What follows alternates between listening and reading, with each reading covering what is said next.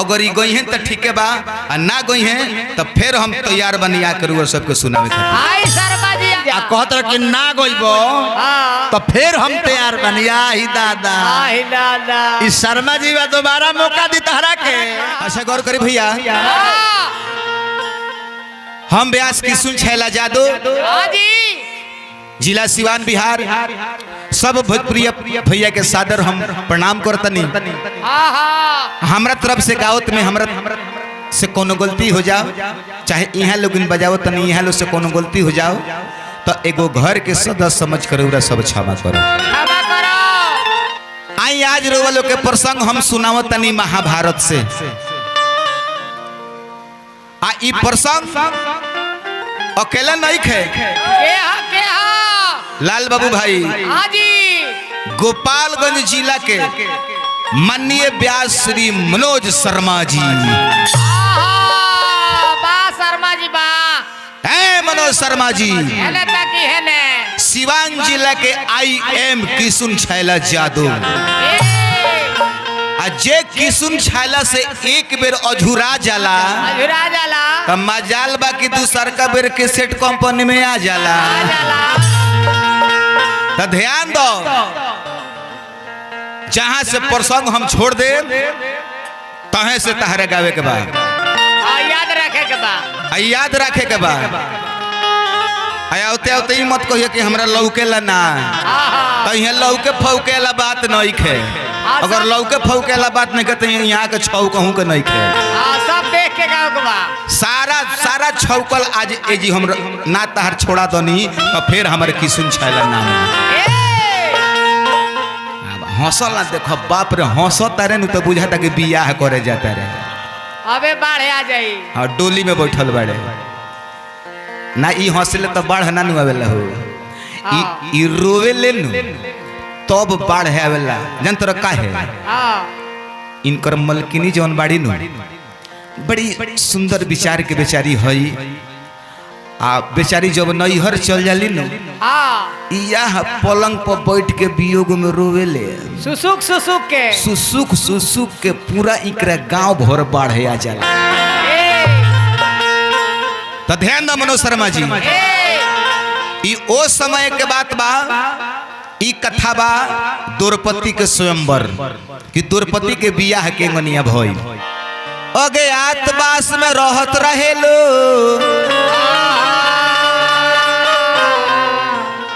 कुंती संग में 5 भाई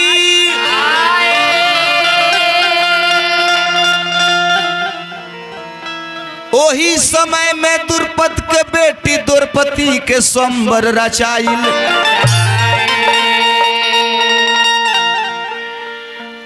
पांचू पांडव चल दिहले द्रुपद के नगरिया आ कैसे बियाह भइल द्रौपदी के सुनी आगे के खबरिया।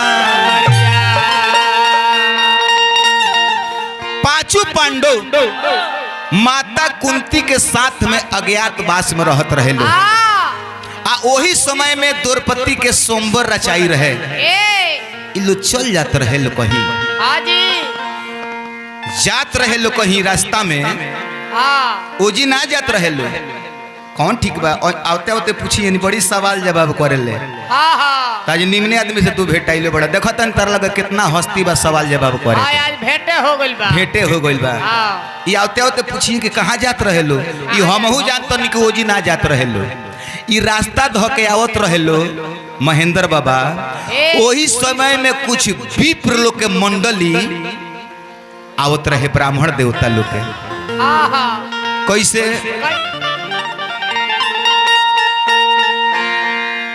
डगरिया धइले ना हो अरे डगरिया धइले ना हो डगरिया धइले ना पंचाल देश के पांडु डगरिया धइले ना पंचाल देश के पांडु डगरिया धइले ना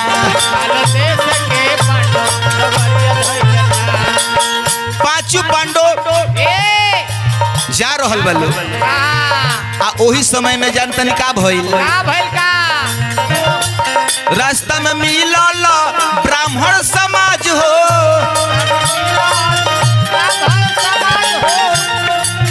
देखे स्वयंवर जातलवाज हो,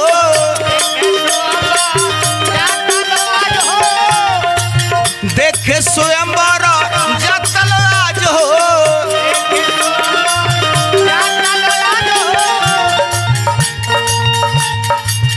पांच पांड धइले बाड़े ब्राह्मण के चरनिया, डगरिया धइले ना।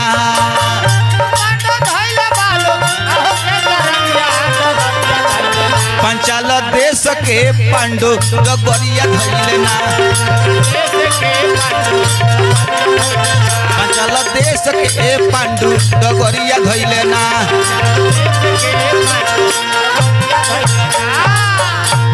रास्ता ध के पांचू पांडु जात रहे लो। ओही समय में ब्राह्मण के कुछ मंडली भेटा गई। धर्मराज युधिष्ठिर से ब्राह्मण लोग पूछल कि रोवा लोगन कहाँ जाता नहीं, अपन परिचय बताई लो। तो धर्मराज कहले कि यहाँ लोग ब्राह्मण देव तो यहाँ लोग से बतावला में कोनो डर नहीं है। वहाँ के अपन परिचय दहनी कि हमार नाम युधिष्ठिर है, हमार भाई है भीम हवन, है अर्जुन हवन, है नकुल हवन, है सहदेव हवन। आ हमनी के यही एक चक्र नगरी में रही लेसन। आ हमनी के संग में हमनी के महतारी भी कुंती बाड़ी, हमनी के अज्ञातवास में बानी। तब ब्राह्मण लोग कहल तो एगो काम कर लो, तब चलो हमनी के संगे दुर्पद के नगरी में। वो दुर्पद के नगरी में स्वयंवर होता, चलो लो स्वयंवर देखी लो। अब पांचू पांडव अपन भेष बदल के उहो लो ब्राह्मण के मंडली के संगे संगे हो गई। राजा दुर्पद के नगर के बगल में, नगर के बगल में एगो कोहार के घरे जाके रहे लागल लोग। कि पांचू पांडव डलले डेरा, कोहरू के घरवा जी।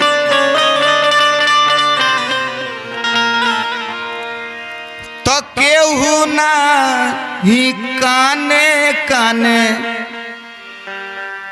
जनले खबरवा जी।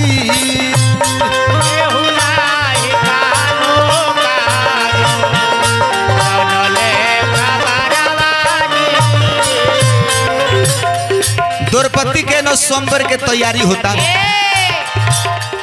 अब पांचू पांडव डेरा डोले बल्ले, केहू नहीं काने काने जनले खबरवा जी।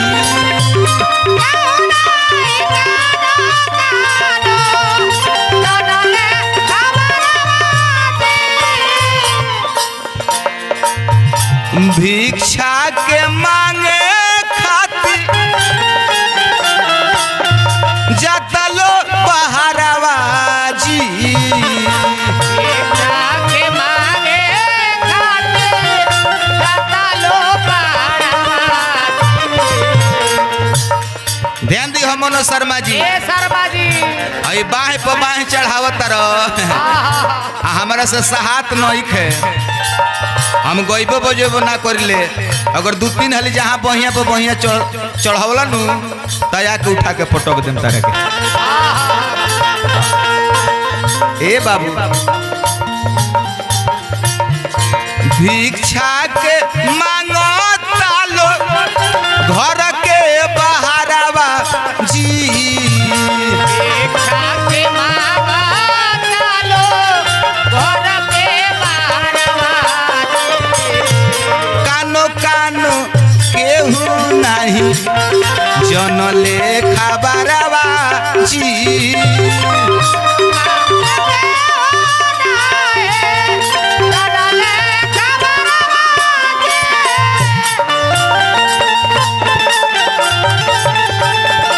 देखो साज बाज केंगन बजवावल जला।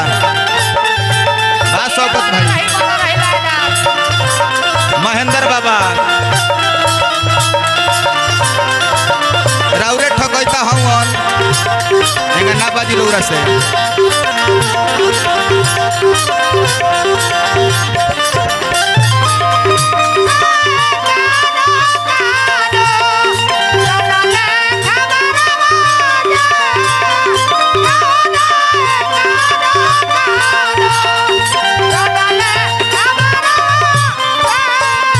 और का मनोज शर्मा जी ध्यान दो भाई हमार छैला जातो गावत पड़े शिवानो हो घरवा जी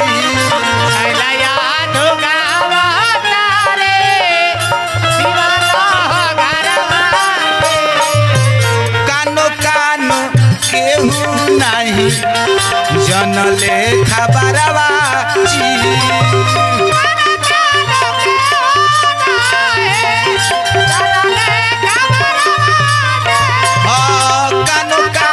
केहू नहीं जनले खबरवा जी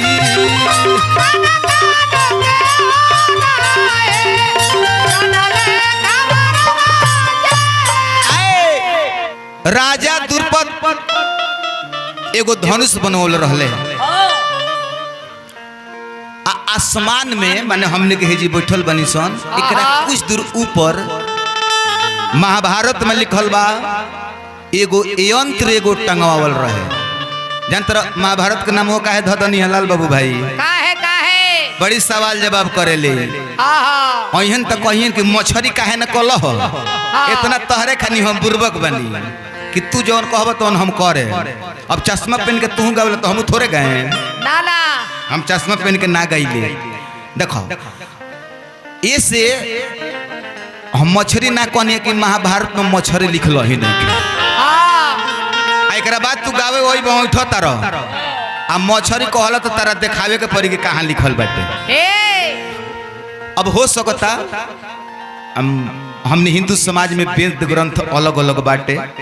अब कोनो में लिखल होके जौने में तू पढ़ले होगबो ना जी महेंद्र बाबा तो ओकरा के मछरिए मान लो ना मान ली अब मान ले कि तू अइबो तो कहबे करबो कि मछरी रहे आ मछरी नाचत रहे तो ओकरा पहले ही हम ही कह देतनी ना। अब काहे का झगड़ा रखल जाओ बाद के यही तरह के जोन झगड़ा बात होबे ठीक बाटे। आ झगड़ा त आज बोलले बा तब बगल बोलले बताइने भागेला केहू बाबे। ए भाई अब हे राजा द्रुपद उ मछरी टंगोले रहले आ उ मछरी ऊपरवा नाचत रहे आ नीचुइया पानी रहे तब पनिया में ताक के आ तब ऊपरवा मछरिया के आंख में मारल जाए। का भइले बबुआ का भइल द्रुपद राजा कइले धनुष तैयारियाना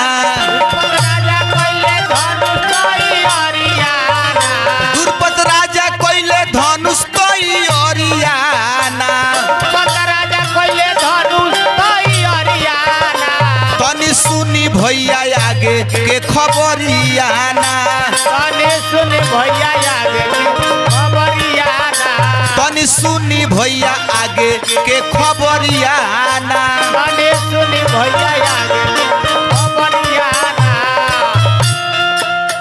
ऊपर मछरी टंगवावले निशाना लगवावले छैला जादो इ तो गावतारे गानावाना छैला जादो इ तो गावतारे गानावाना।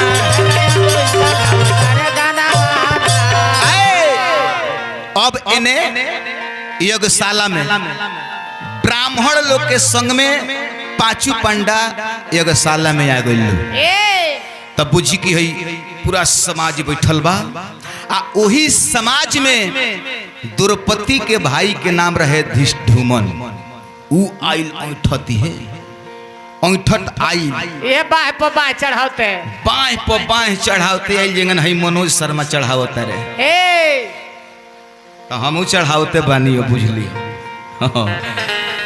बाह पर बाह चढ़ावते आई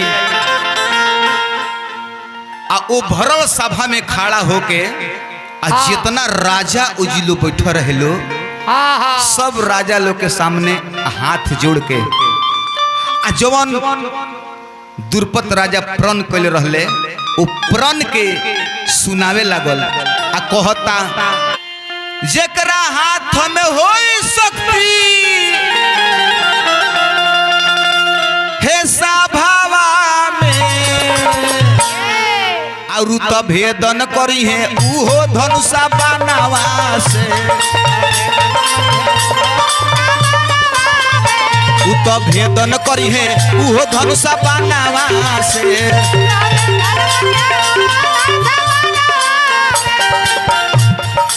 उस स्वयंवर 16 दिन पहले से होत रहे आ ओ दिन उ लोग पहुंचल रहे लोग पहुंचल बालो आज भेदन करी है उहो धनुषा बनावा से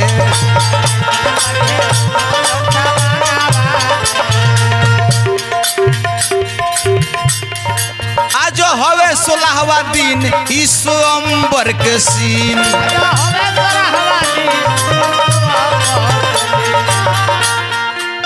तो छैला जादो आज गावता रे छैला जादो आज गावता रे गानावा में चली तो भेदन करी है उहो धनुषा बनावा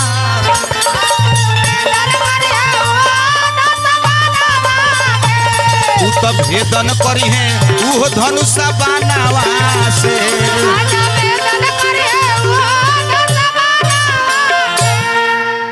धूमन आके कहले कि जितना है समाज में रुआ लोग आइल बानी हमरा तरफ से हमरा पिताजी के तरफ से रउरा सबके सादर प्रणाम बा। हमार पिताजी प्रण कैले बानी कि ऊपर हो जौन यंत्र टांगल बा आ नीचे देखे के बा आ 5 गो बांध दियाई तो एगो सना भेदन हुई 2 गो सना हुई 3 गो सना हुई 4 गो सना हुई ऐसे 5 गो दियाइल बा। जे भी बांध से नीचे ताक के आ ऊपर ए मछली के भेदन कर ली तो हमार बहन द्रौपदी उनका का अपन पति मान ली है। तो अब कथा हम यही जी छोड़तनी महेंद्र बाबा कि आखिर उतना राजा लोग के बीच में कि मछली के भेदन कोई।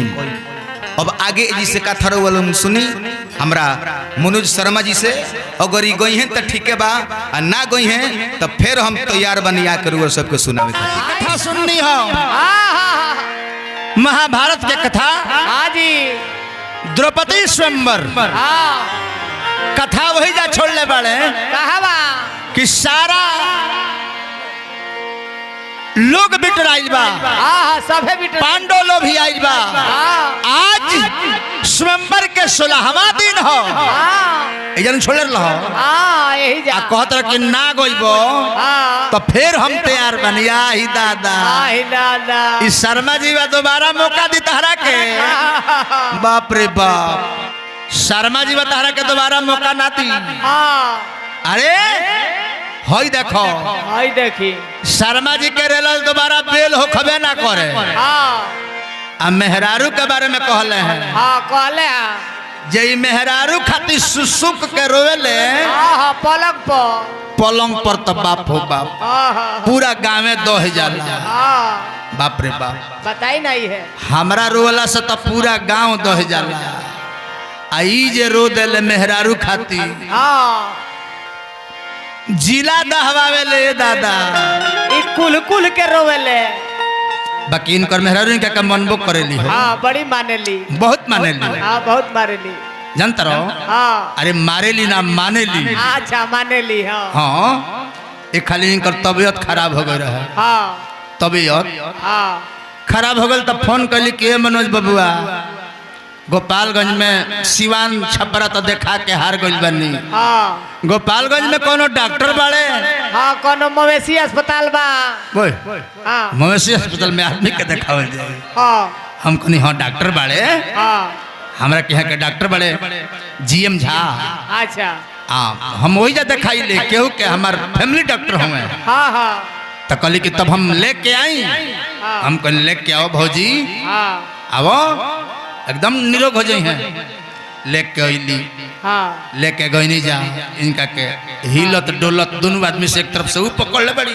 हाँ। एगो कांख में हम हाथ लगौले बनी हाँ ले जाके बैठनी जा डॉक्टर साहब दवाई लिखनी हाँ इनका मेहरारू से कहनी कि सुन इनका कुछ भइल नहीं है हाँ कमजोरी बा हाँ हाँ कमजोरी बा तने इनका के दूध पियावल करी हाँ कहली कि का कही हम तो 3 टाइम पियाव तनी हाँ बाकी पियत कम बड़े हाँ दावत ढेर बड़े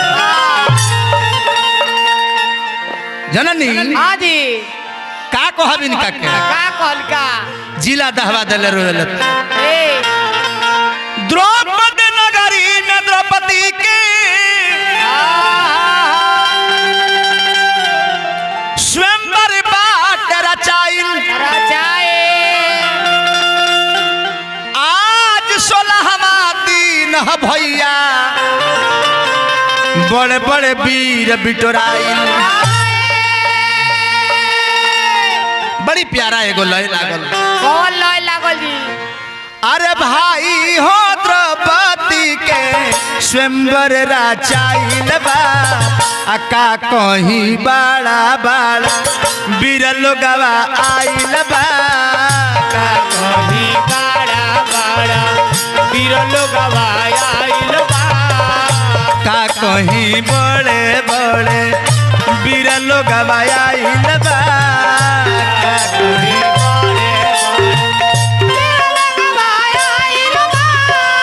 भाई हो द्रौपदी के स्वयंवर रचाइल बा भाई हो द्रौपदी के स्वयंवर रचाइल बा का कहीं बड़े बड़े वीर लोगवा आइल बा का कहीं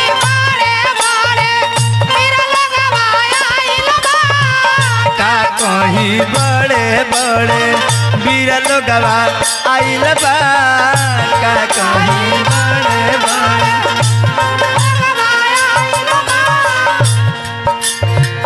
करण दूरी जो धन औरी शल्य भी अइले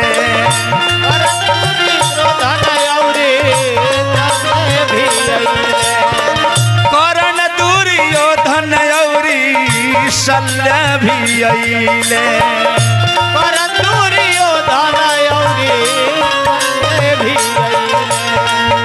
का कहीं बड़े बड़े वीर बिटोरइले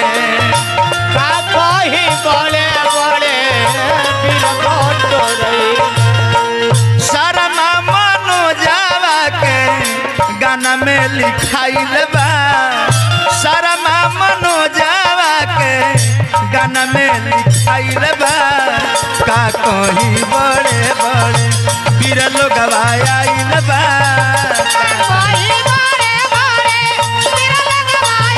का कहीं बड़े बड़े वीर लोगवा आइल बा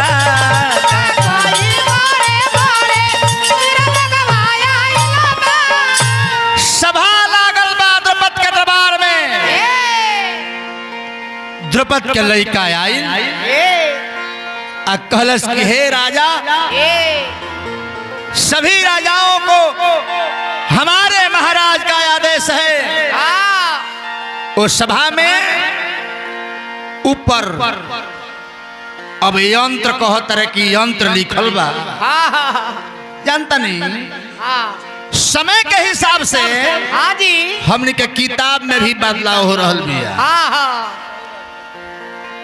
ऊपर मछली टांगो रहे हाँ अब पानी में देख के मछली के आंख में हाँ कौन मछली रहे कौन कौन मछली रहे हाँ ए मर्द करा मछली के प्रजाति थोड़े लिखल बा हाँ मछली रहे तो हम बुझी कि मछरिया के नामो होई नु मछली के प्रजाति नहीं खे लिखल हाँ मछली के आंख में मारे के बा हाँ जो इस लक्ष्य को भेदेगा हाँ उससे द्रौपदी ब्याही जाएगी यह हमारे महाराज का आदेश है यही आदेश है ये बात सुन के हाँ वीर लोग राजा लोग आपस में विचार विमर्श करता हाँ जी सर्वप्रथम दुर्योधन ए लक्ष्य के भेदन करे खातिर जाता रहे। जाता रहे उठ के दुर्योधन गइले आई हाथ लिहले बाण उठाई। उठ के दुर्योधन गइले हाथ लिहले बाण उठाई। आय ऐसन लागल बाटे झटका की गिर गइले। ऐसन लागल बाटे झटका की गिर गइले। ऐसन लागल बाटे झटका की गिर गइले। ऐसन लागल बाटे झटका की गिर गइले। ऐसन लागल बाटे झटका की गिर गइले। ऐसन लागल बाटे झटका की गिर गइले। ए महाराज दुर्योधन गइल बाण उठा लेलस। अब बाण उठावे के लक्ष्य पर चलावे के चलस। ऐसा झटका लागल कि गिर गई मूर्छित हो गई। आके अपना स्थान पर बैठल सल्ब गईले। सल्बे से भी इस समस्या के समाधान ना भइल। ना भई तब करण गईले आई हाथ लिहले बाण उठाई। तब करण गईले आई। करण आई हाथ में बाण उठा लिहलस। अरे तब करण गईले आई हाथ लिहले बाण उठाई। अतले द्रौपदी गली की नहीं मैं सुत पुत्र के गले में माला नहीं पहना सकती। मैं सुत पुत्र को अपने दुल्हा के रूप में वर्ण नहीं कर सकती। तब बात द्रौपदी के सुन के लजाई गईले। बात द्रौपदी के सुन के लजाई गईले। बात द्रौपदी के सुन के लजाई गईले। बात द्रौपदी के सुन के लजाई गईले। बात द्रौपदी के सुन के लजाई गईले। बात द्रौपदी के सुन के लजाई गईले।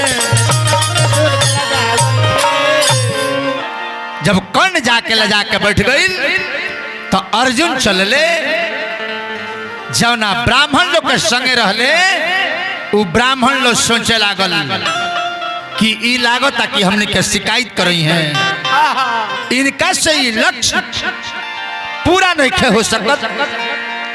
ए बबुआ अरे सोर हो गईले रे भैया सोर हो गईले रे बबुआ नगरिया में सोर हो गईले। तो देखो चलल बड़े अर्जुन धनु धरिया नगरिया में सोर हो गईले। देखो चलल बड़े अर्जुन धनु धरिया नगरिया में सोर हो गईले। ए किशुन भाई यही लय के यही गीतिया के आजमगढ़ फैजाबाद की ओर जइबो तो उ लोग के गाई कि अर्जुन चलल बाड़े देखो धेनु धरिया रे नगोरी या में सोर हो गईले।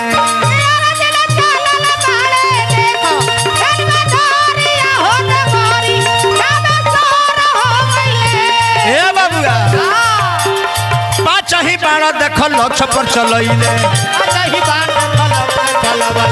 पाँच ही बाण देखो लक्ष्य पर चलइले।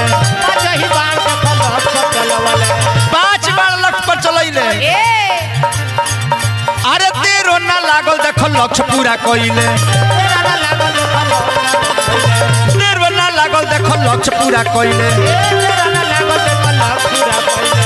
ए बबुआ तब मछली गिरल बाड़ी देखो अब धरती अरे नगरी या में सोर हो गईले।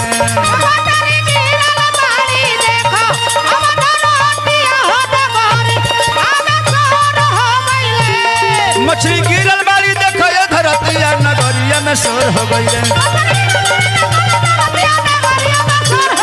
बोले सारा माजी गला घर कररिया नगरिया में सोर हो गईले। अरे सारा माजी देखो घर कररिया नगरिया में सोर हो गईले। मछली के मार दी हले अर्जुन। मछली धरती पर गिर गई। नगर में खुशी के लहर दौड़ गई। अब अर्जुन के समीप सज धज के द्रौपदी हाथ में जयमाल लेके अर्जुन के समीप अवतरी। कैसे कैसे? अरे दुल्हन बनल बाड़ी द्रौपदी हाथ में माला बा नगर में हाला बाना।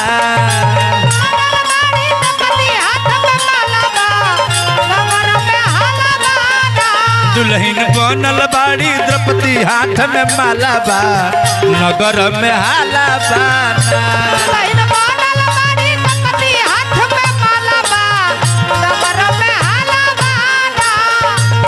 नगर में हाला अरे नगर में हाला बा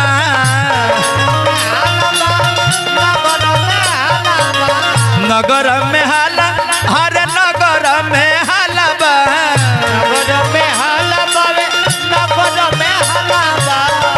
दुल्हन बनल बाड़ी द्रौपदी हाथ में माला बा नगर में हाला बाना।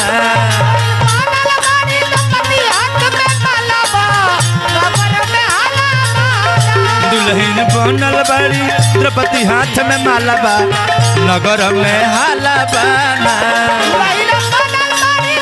और बा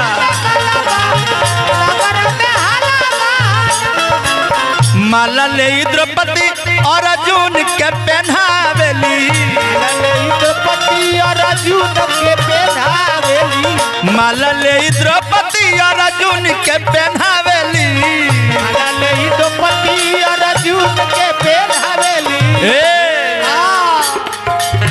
पति के चरनिया में माथवा नवावेली।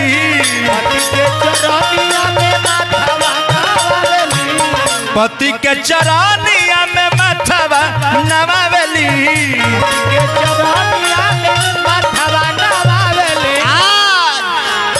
की सुन छैला मनोज शर्मा के दूधाला बा कि सुन छैला मनोज शर्मा के दूधाला बा नगर में हाला बाना।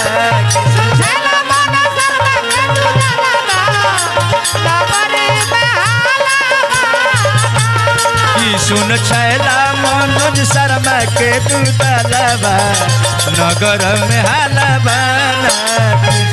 छैला मनोज शर्मा के दूधाला बा नगर में विवाह के कुंती मैया के लगे लेके आई लोग पांचों पांडव। कुंती मैया से कहलो कि हे माता देखो है हमने के एगो चीज भिक्षा में मांग के लिए आइल बानी। भिक्षा में मांग के लिए आइल बानी। तो कुंती मैया कहली कि हे बेटा जौन ले आइल बड़ा लोग पांचों भाई तहन लो आपस में बांट लो। कथा एजबे रहल प्रेम से बोली श्री कृष्ण चंद्र भगवान की। तो आव की सुन छैला जी कहत रहन कि कथा के जवाब ना दी हैं तो हम फिर तैयार बानी। तो देखो तारा कथा के जवाब भइल कि ना भइल। देखो तो जवाब भइल कि ना। अब अगला कैसेट में अगला एल्बम में देखो तनी कि तू का गावत रो। कैसे गावत रो? अभी दुगोला के सिलसिला रुकी ना। चलते रही। अभी चलते रही। आ देखो तनी कि तू का गावत रो आ का हम नहीं गावत। आव